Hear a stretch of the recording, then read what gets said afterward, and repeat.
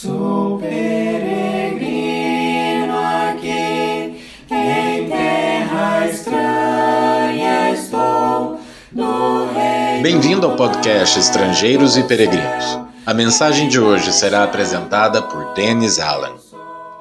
Hoje vamos refletir sobre o final do livro de Amós. E no final deste episódio, darei a resposta à pergunta 838 e a nova pergunta do dia. Mas vamos pensar sobre uma profecia de esperança. O profeta Amós foi de Judá para Israel no 8º século a.C., com uma mensagem pesada. Os primeiros 2 capítulos do livro contêm sentenças de julgamento divino contra 8 nações. E o resto do livro focaliza o castigo iminente da nação de Israel, conhecida também como Samaria ou Efraim. Essas profecias tratam-se das 10 tribos do norte que se separaram de Judá depois da morte do rei Salomão. Durante pouco mais de 200 anos de independência, Israel se dedicou à idolatria e rebeldia contra Deus, seguindo as práticas introduzidas por Jeroboão I, no final do século X a.C. Ao longo desse livro, há muitas mensagens sobre castigo, destruição e morte, e poucas palavras de otimismo e esperança. Esse fato é o que especialmente chama a atenção quando chegamos aos últimos versículos. A mensagem otimista do final do livro é destacada pelo contraste com as pregações de repreensão que dominam os capítulos anteriores. Nos últimos 5 versículos de Amós, Deus disse: "Naquele dia levantarei o tabernáculo caído de Davi, repararei as suas brechas, e levantando-o das suas ruínas, restaurá-lo-ei como fora nos dias de antiguidade, para que possuam o restante de Edom e todas as nações que são chamadas pelo meu nome, diz o Senhor, que faz estas coisas. Eis que vem dias, diz o Senhor, em que o que lavra segue logo ao que ceifa, e o que pisa as uvas ao que lança a semente. Os montes destilarão mosto, e todos os outeiros se derreterão. Mudarei a sorte do meu povo de Israel, reedificarão as cidades assoladas, e nelas habitarão. Plantarão vinhas e beberão o seu vinho, farão pomares e lhes comerão o fruto. Plantá-los-ei na sua terra, e dessa terra que lhes dei já não serão arrancados, diz o Senhor, teu Deus." Essa leitura é de Amós capítulo 9, do versículos 11 a 15. Quando se fala do tabernáculo de Davi, Deus liga esta mensagem profética com outra, feita mais de 200 anos antes. Quando Davi falou da sua vontade de edificar um templo em Jerusalém para representar a habitação de Deus no meio do povo, o Senhor negou a permissão para construir. Somente permitiu que Salomão, o filho de Davi, fizesse o templo. Na sua resposta, Davi, porém, Deus fez uma promessa de grande importância sobre a casa de Davi. Disse em 2 Samuel capítulo 7, começando no versículo 11, "Também o Senhor te faz saber que Ele, o Senhor, te fará casa.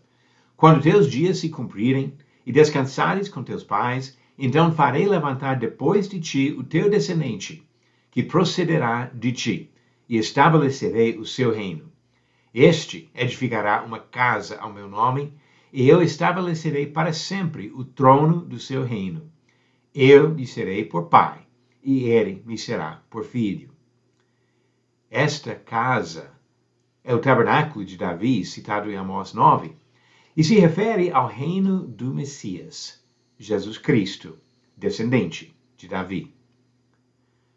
A referência em Amós 9 a Edom e as nações acha seu sentido nas palavras de Tiago, 800 anos depois de Amós. Quando cristãos judeus discutiam a questão da salvação de pessoas de outras nações, Tiago citou essa profecia de Amós. Ele usou uma tradução um pouco diferente que até esclarece o sentido para nós.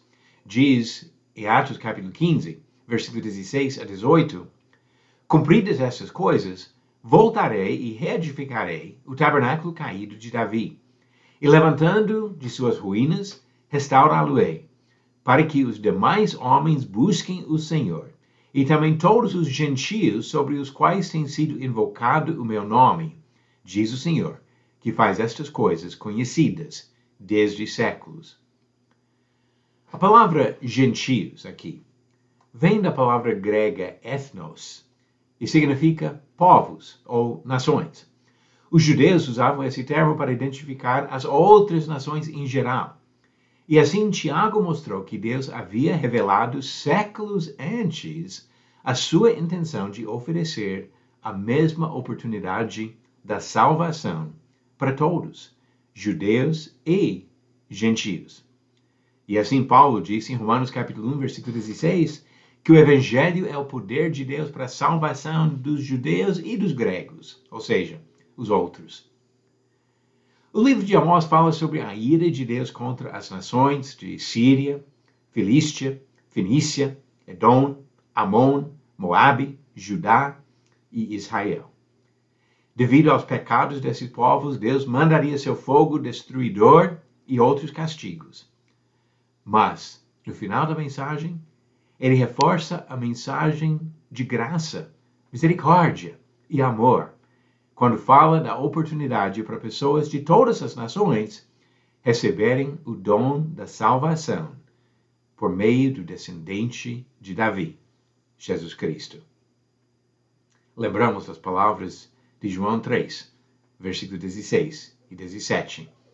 Porque Deus amou ao mundo de tal maneira que deu o seu Filho unigênito, para que todo que nele crê não pereça, mas tenha a vida eterna. Porquanto Deus enviou seu Filho ao mundo, não para que julgasse o mundo, mas para que o mundo fosse salvo por ele. Vamos buscar o Senhor e a salvação que Jesus Cristo, descendente de Davi, generosamente oferece para nós. Você acertou a pergunta 838? Quantas pessoas ao todo foram salvas na arca durante o dilúvio? Alternativas: A, 2, B, 8, C, 12 ou D, 147. A resposta certa? B, 8. Diz 1 Pedro capítulo 3, versículo 20, nos dias de Noé, enquanto se preparava a arca, na qual poucas pessoas, apenas 8, foram salvas através da água. Noé e sua mulher, os 3 filhos deles e as 3 noras, total de 8 pessoas salvas na arca. E a pergunta 839, verdadeiro ou falso? O livro de Colossenses ensina que os cristãos ainda devem seguir rigidamente regras sobre comida, bebida e dias de festa, como sombra do que havia de vir. A resposta no final do próximo episódio, de estrangeiros e peregrinos. Amós trouxe mensagens pesadas para várias nações rebeldes, mas encerra o livro com uma mensagem de esperança, apontando para a salvação em Jesus Cristo. Obrigado por nos acompanhar nessa jornada pelas Escrituras. Volte amanhã para ouvir mais uma mensagem do podcast Estrangeiros e Peregrinos. Seguimos pelo mundo a viajar.